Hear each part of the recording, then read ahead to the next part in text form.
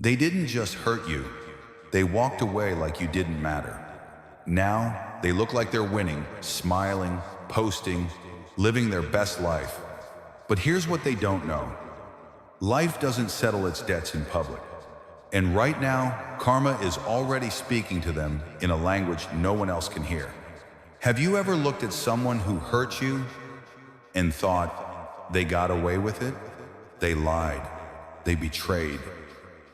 And yet, when you see them now, they seem to be doing just fine, smiling in pictures, living their best life, acting like nothing ever happened.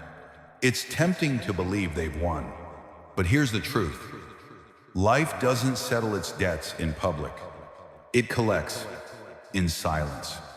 The Stoics understood this better than anyone. They didn't chase revenge. They simply observed because they knew karma works best without an audience. When someone wrongs you, it might look like they've escaped the consequences. But life has its own language. And karma, it speaks in whispers only they can hear. It doesn't send them a letter. It doesn't make an announcement. It moves quietly, slowly, unshakably, until they feel it in the one place they can't escape their own mind. Think about it. Have you ever done something wrong and tried to move on, only to feel that little tug in your chest late at night? That small voice that says, you know what you did. That's not guilt passing by. That's karma. This isn't about revenge. This isn't about hoping they suffer.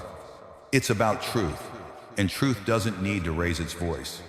Truth has a power that no scream can match, and it's called silence. See, silence isn't weakness. It's not the absence of action, it is the action. It's a conscious choice not to play the same game they did. It's refusing to match their chaos with more chaos. And it's trusting that life has a way of evening the scales without you getting your hands dirty. The Stoic philosopher Marcus Aurelius once said, "The best revenge is to be unlike him who performed the injury." Let that sink in for a second. The best way to win isn't to strike back, it's to rise so far above the situation that their actions no longer touch you. You let life handle the accounting while you focus on your own growth. Because here's the thing, when someone mistreats you, they don't just damage the relationship, they damage themselves. They chip away at their own integrity, their own peace. That's why, in this video, we're not going to talk about yelling, exposing, or getting even. We're going to talk about 5 silent signs, 5 unmistakable ways you can tell that someone is already facing the consequences of how they treated you. You won't see it on the front page. You won't hear it from their lips, but it's happening deep in the parts of their life no one else gets to see. And here's why this matters. When you understand these signs, you stop wasting energy looking for proof they've changed. You stop checking their social media for cracks in the facade. You stop giving them free rent in your head. Because the moment you trust that karma is already at work, you win. Not by destroying them, but by freeing yourself. So as we go through these 5 signs, I want you to ask yourself, am I spending my time waiting for an apology that will never come? Am I putting my life on hold while they live theirs? Or am I ready to take the Stoic path, observe, let go, and move forward with quiet strength? Remember, the loudest victories in life aren't shouted, they're lived. And the world may never know the full story of what happened between you and them, but karma will. And that's enough. Now, let's get into the first silent sign. Silent sign number 1. They pretend they're happier than ever. You've seen it before. The person who ghosted you, the one who betrayed your trust, the one who walked away as if you were the problem. And suddenly, their life looks like a highlight reel. They're posting new photos every day, smiling in places you never went, laughing with people who weren't around when they had you. They're going out of their way to show the world they've moved on. And if you're not careful, you might start believing it. You might scroll through their feed and think, wow, maybe they really are happier without me. But here's the truth. Real happiness doesn't need an audience. Fake happiness does. When someone is truly at peace, they don't need to constantly prove it. They're living it. You can feel it in their presence, not in their posts. But when that peace isn't real, when it's stitched together from pride, ego, and a fear of being exposed, then it has to be broadcast loudly, because deep down, they're trying to convince themselves. I've seen this pattern so many times, both in my own life and in the stories people have shared with me. At first, after the fallout, they disappear. They go quiet for a few days or weeks, and then boom, suddenly they're everywhere. Selfies with forced smiles, inspirational quotes about healing and finding yourself. Maybe even a new partner front and center, as if they've already replaced you without missing a beat. It's a performance, a fake glow-up campaign. Because happiness isn't loud, but insecurity always is. The Stoic philosopher Epictetus once said, "It's not what happens to you, but how you react to it that matters." A Stoic doesn't feel the need to clap back, to post their own version of events, or to compete for the better-looking life. They know that true peace is quiet. It doesn't perform, it just is. That's why your job here is not to watch their story for clues, not to compare your chapter to theirs, not to secretly hope their smile fades. Because whether they realize it or not, karma is already at work. See, the louder someone tries to prove they've moved on, the more likely they haven't. The more pictures they post, the more captions they write about being stronger than ever, the more they reveal the truth. They're not trying to live without you, they're trying to look like they can. But the real moment of truth, it doesn't happen in front of a camera. It happens late at night, when the phone is down, the room is dark, and they're left with nothing but their thoughts. That's when karma shows up quietly, relentlessly reminding them of what they lost and why they lost it. And that's something no number of likes, comments, or new relationships can erase. I remember a friend telling me about someone who left her in the cruelest way. No explanation, no closure, just silence. 2 weeks later, that same person was all over social media with someone new, posting things like, "When you know, and "best days of my life." But months later, when the post slowed down and the smiles stopped appearing, she heard from mutual friends. The new relationship had already fallen apart. The happiest days were over. And in the quiet that followed, reality hit. That's what karma does. It doesn't rush. It waits until the performance is over. It waits until they've run out of distractions. And then it speaks. So if you're watching someone put on the "I'm better without you" show right now, here's your reminder. Don't buy a ticket. Don't watch from the front row. Because this isn't your show, it's their coping mechanism. Your role? Stay silent. Keep building your life. Focus on what the Stoics called ataraxia, inner calm, that can't be touched by outside noise. Marcus Aurelius said, "The best revenge is to be unlike him who performed the injury." So don't try to outshine their performance. Just live so well, so authentically, that you no longer care whether they're watching or not. Because in the end, no matter how convincing their act may seem, no filter can hide a restless conscience. And karma? It has perfect vision in the dark. Silent sign number 2. Life starts taking back what they took for granted. Most people imagine karma as this big, dramatic event. A car accident, a public humiliation, a devastating breakup. But more often than not, karma works like a skilled pickpocket. It doesn't make a scene. It simply starts removing things from their life quietly, precisely until they finally notice what's missing. At first, it's so subtle they don't connect the dots. A friend they used to count on stops returning messages. A coworker who once trusted them with important projects suddenly keeps their distance. An opportunity they were sure was theirs slips through their fingers without explanation. They shrug it off.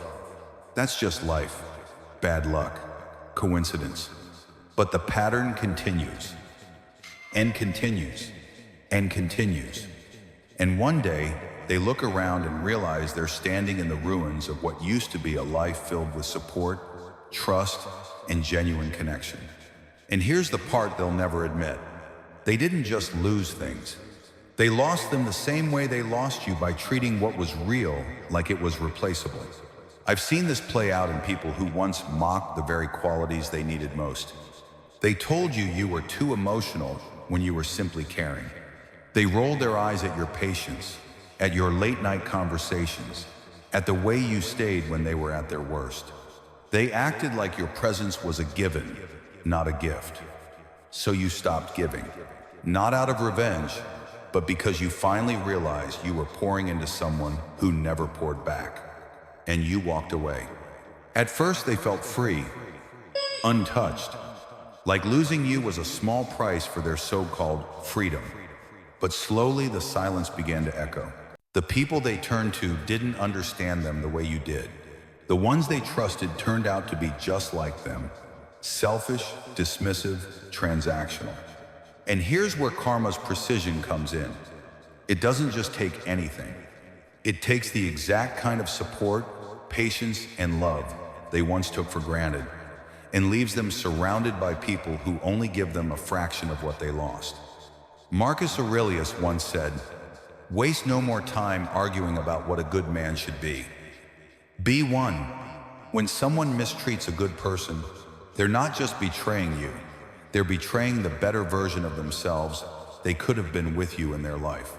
Karma doesn't punish them with obvious pain. It punishes them by letting them feel the emptiness of life without the peace, patience, and depth you brought. Every room feels colder. Every new connection feels thinner. Every victory feels hollow. And the cruelest part? They might try to recreate what they had with you. They might search for someone else who makes them feel safe, understood, and truly valued.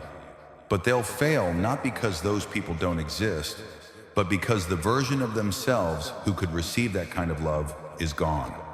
Once you lose your own ability to value something rare, even when it's right in front of you, you'll never hold it the same way again. I knew someone once who treated their partner like a backup plan. They assumed they could always come back, that forgiveness was guaranteed. When the relationship finally ended, they jumped into something new, confident they'd get the same level of devotion. It didn't happen. In fact, they found themselves constantly chasing crumbs of affection, wondering why no one would stay through their storms the way their ex once did. That's not bad luck. That's karma showing them what it feels like to be on the other side. So if you've been the one who gave, forgave, and stayed longer than you should have, don't waste your energy hoping they realize what they lost. They will. And when they do, it won't be a single dramatic moment. It will be a slow burn, a drip, drip, drip of loss that leaves them with less and less until they finally see the truth. They didn't just lose you, they lost the version of themselves who had the privilege of being loved by you. Your job? Let them lose. Let them learn. Let life do its quiet work while you build something so strong, so steady, that you never again have to wonder if someone truly sees your worth. Because here's the ultimate Stoic truth. When you stop giving your energy to those who waste it, life starts giving it back to you tenfold. Sometimes the loudest proof that you're still in someone's life is the silence around your name. They won't say it, not in public, not to your face. But if you listen closely, you'll hear the echoes. You'll see it in vague social media quotes, cryptic captions about loyalty, betrayal, fake people, or healing from the past. You'll hear it in little comments during conversations with others. Some people will never understand what they lost. Not everyone deserves my energy anymore. To an outsider, it sounds general. But you know better. You know their language. You know their patterns. And you know exactly who they're talking about without them ever having to say it. It's like reading a letter that isn't addressed to you, yet every single word is yours. I remember someone who once wronged me doing exactly this. Months after we'd cut contact, they posted a poem about being betrayed by someone they trusted. They didn't tag me. They didn't message me, but every line was a mirror of conversations we'd once had, twisted, reframed, repackaged for their audience. At first, I almost took the bait. I thought, should I respond? Should I set the record straight? But then I realized replying would do exactly what they wanted, pull me back into their orbit. Because here's the truth. When someone speaks in circles, avoiding your name but centering you in their message, it's not a sign of power. It's a sign of obsession. Karma doesn't always punish people with external losses. Sometimes it punishes them by turning their own mind into a prison they can't escape. Every thought, every memory, every what if becomes another link in the chain. They can try to act like you never mattered, but the fact that you're still shaping their words, months, even years later, proves otherwise. And here's where the Stoic mindset comes in. A Stoic doesn't post their own cryptic quotes in return. They don't clap back with a subtle jab or a veiled counterstory. They understand what Epictetus meant when he said, "If someone speaks ill of you, live so that no one will believe it." That means you don't respond, you don't defend, you don't explain. Because the moment you do, you validate their narrative. You acknowledge their stage. Instead, you let the silence speak for you. And trust me, silence is heavy. It forces them to carry your name around like an unspoken weight. The more they try to dance around it, the more obvious it becomes to anyone paying attention. You left, but they never did. Think about the irony here. They may have told themselves you were replaceable. They may have claimed they didn't care. But now, you're living rent-free in their mind, and they can't evict you. That's karma's quiet justice. It's not about hurting them, it's about showing them that walking away doesn't erase a person's impact. The funny thing is, the more they try to convince themselves and others they've moved on, the more transparent their struggle becomes. Their general quotes line up too perfectly with your history. Their timing matches old anniversaries or moments you once shared. And deep down, they know you notice. This is where your discipline is tested. Because it's tempting to react to prove you see it, to throw in your own message back. But remember, the Stoic's greatest weapon isn't a clever comeback. It's the refusal to be pulled into the same battlefield. Your role is to keep living, keep growing, keep building a life so rich in purpose and peace that even if they're still talking about you.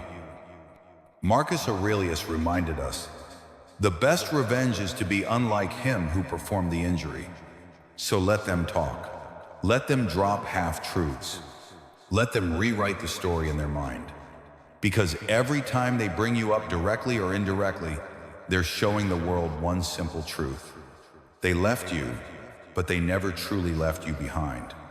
And the mind? That's the loudest prison of all.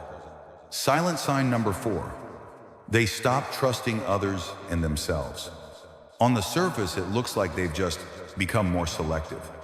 They say things like, "I keep my circle small now," or "I don't trust people anymore.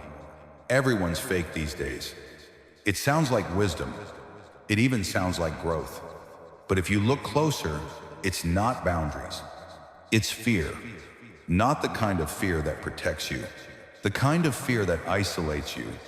Here's why. When someone has betrayed a good person, they know deep down what they're capable of. And once you've seen what you can do to someone who didn't deserve it, you start to believe that everyone else has the same potential to do it to you. Seneca said it perfectly. He who does wrong rarely trusts anyone else because he knows what he is capable of.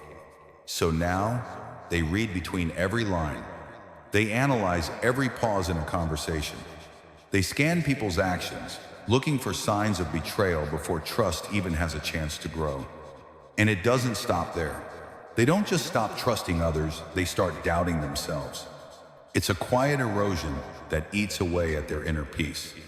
Before they could laugh freely, speak without overthinking, let their guard down without feeling exposed. Now, they second-guess every word they say. They wonder if they're being too much or too vulnerable.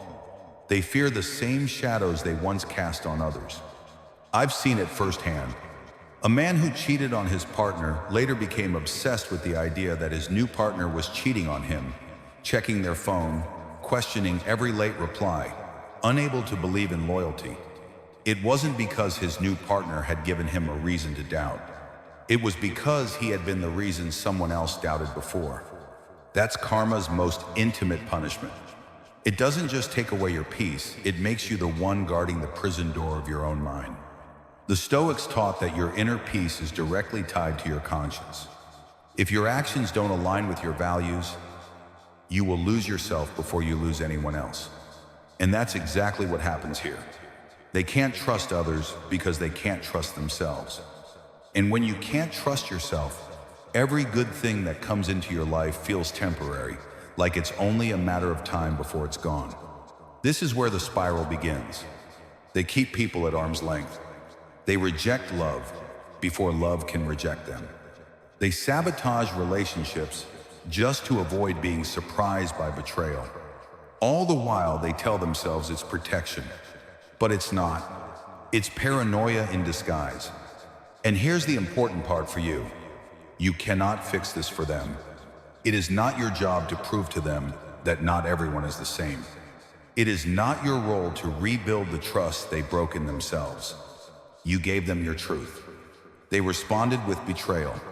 Now, karma is giving them exactly what they earned. Not chaos, not drama, but the quiet collapse of self-trust. That's why your silence here matters. If you rush in to comfort them, to show them you're different, you interfere with the very lesson life is trying to teach. And the Stoic path is not about rescuing someone from the consequences of their own choices. Marcus Aurelius wrote, "Waste no more time arguing about what a good man should be. Be one." That means you focus on your own peace, your own integrity, your own growth while they sit with the reflection of their actions. Because in the end, the worst prison isn't made of bars. It's built from your own guilt, your own doubt, and the realization that you can't outrun yourself. So let them keep their circle small. Let them claim they don't trust anyone, because deep down, they know the truth. They can't trust themselves. And that's a weight no one else can carry for them. Silent sign number 5. Life sends them someone just like them. This one is poetic. It doesn't happen overnight. It doesn't come with flashing lights or dramatic music. It comes quietly disguised as love, fate, or the perfect match. They meet someone new. Someone charming, magnetic, impossible to resist. From the very first conversation, they feel that spark, that instant connection. They tell themselves, "This is different. This is special. This is the person I've been waiting for." But they have no idea what's really happening. They're not meeting the one. They're meeting themselves. Not literally, of course, but in the form of a karmic mirror. A living, breathing reflection of the way they once treated you. At first, it feels intoxicating. They can't get enough. They're drawn in deeper and deeper, just like you once were. But then, the patterns start to show.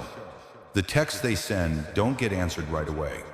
The calls they make go ignored. They post something online hoping for attention, and the other person doesn't even notice. And when they finally open up, share their fears, their insecurities, their deepest truths, this new person laughs, or dismisses it, or uses it against them. Sound familiar? It should, because it's exactly what they once did to you. Now they're the ones pacing by the phone, wondering why someone's mood can shift so quickly. They're the ones replaying conversations in their head, trying to figure out what went wrong. They're the ones begging for clarity, for consistency, for just a little more effort, only to be met with excuses and silence. And here's the most powerful part. Karma doesn't just give them a taste of their own medicine. It gives them a full-course meal, served in the same style they once served you, right down to the small details. If they once mocked your emotions, they now get called too sensitive. If they once kept you guessing, they now get strung along. If they once made you feel replaceable, they now feel like they're competing for a spot that's already taken. They might try to explain it away. They're complicated. They've just been hurt before. They need time. But deep down, there's a moment when it hits them, maybe late at night, maybe in the middle of another unanswered text thread. This is what I did to someone. They won't admit it out loud. Their pride won't let them. But that realization will sit with them for a very, very long time. Marcus Aurelius once said, "The best revenge is to be unlike him who performed the injury." The universe takes that a step further. It restores balance not by hurting them back, but by letting them become the person on the receiving end. It's not punishment, it's perspective, because no lesson is remembered more deeply than the one you feel. I knew someone who went through this exact loop. They left a partner who had been loyal and supportive for years, chasing the thrill of someone more exciting. Months later, they were in tears over that same exciting person who disappeared for days, flirted with others openly, and constantly made them feel like they weren't enough. It wasn't random. It was a mirror. That's the poetry of karma. It doesn't need to shout. It simply reflects. So if you've ever wondered whether the person who hurt you will ever understand what they did, here's your answer. Life has a way of making sure they do. Not by giving you the satisfaction of watching it happen, but by making them feel it in a place you can't see in the private corners of their own heart. Your role isn't to watch the show. It's to move so far beyond their reach that even if they wanted to apologize, even if they wanted to come back, they'd have to face the truth. They'll never have access to the version of you who loved them before, because you've grown. You've evolved. You've learned that the best way to win isn't to make them pay, it's to make yourself untouchable. And that is something no karmic mirror can ever take away from you. Let karma work you focus on becoming untouchable. So now you've seen it. 5 silent signs that karma is already doing its work. No courtroom, no public spectacle, no dramatic confrontation. Just life, balancing the scales in its own quiet, precise way. And maybe as you listened, you recognized someone. Maybe you could see these signs playing out right now. The fake glow-ups, the slow loss of what they once took for granted, the cryptic posts with your name hidden between the lines, the paranoia creeping into every relationship, the karmic mirror staring back at them in the form of someone just like them. It's tempting to want to watch it happen, to check in, to scroll through their feed, to look for proof that they're getting what they deserve. But here's the thing, that's not your job. Karma doesn't need your help. It doesn't need you to clap back. It doesn't need you to prove your worth or tell your side of the story. It works better without you touching it at all. And this is where the Stoic philosophy becomes your greatest ally. The Stoics knew that the real battle isn't with the person who wronged you, it's with yourself. It's in mastering your emotions, controlling your reactions, and protecting your peace no matter what chaos is happening around you. Marcus Aurelius wrote, "You have power over your mind, not outside events. Your strength doesn't come from seeing them lose. It comes from knowing you don't need to. Because the moment you stop needing closure, you already have it. The moment you stop needing justice, time becomes your witness. The moment you stop needing them to feel what they did to you, life takes over and teaches the lesson for you. And while they're still tangled in lies, pride, and manipulation, you've stepped into something far more powerful, clarity. Clarity that allows you to see that holding on to anger is just another form of attachment. Clarity that reminds you revenge keeps you tied to the past, but discipline moves you into the future. Clarity that tells you the best thing you can do for yourself is to become someone they will never have access to again. So, if you're listening to this right now and thinking about the person who hurt you, the one who never apologized, the one who pretended you didn't matter, the one who walked away like nothing happened, let them walk away. Let them pretend. Let them live however they need to. Because while they might look free, they're carrying something far heavier than you are: the truth. And here's the secret about truth: it doesn't go away. People who lie to others can sleep fine, but people who lie to themselves, they don't sleep at all. You don't need to curse them, confront them, or try to control the outcome. You just need to live in such a way that your peace is unshakable, rooted so deeply in self-respect that no one's betrayal can pull it out from under you again. That is the Stoic way. We don't seek revenge. We don't chase validation. We walk forward quietly, powerfully, with the discipline and stability that life itself respects. Because the best revenge is not making them feel small. It's making yourself so strong, so calm, and so self-contained that nothing they do can touch you. So keep walking, keep building, keep becoming, and let karma do what karma does best in silence.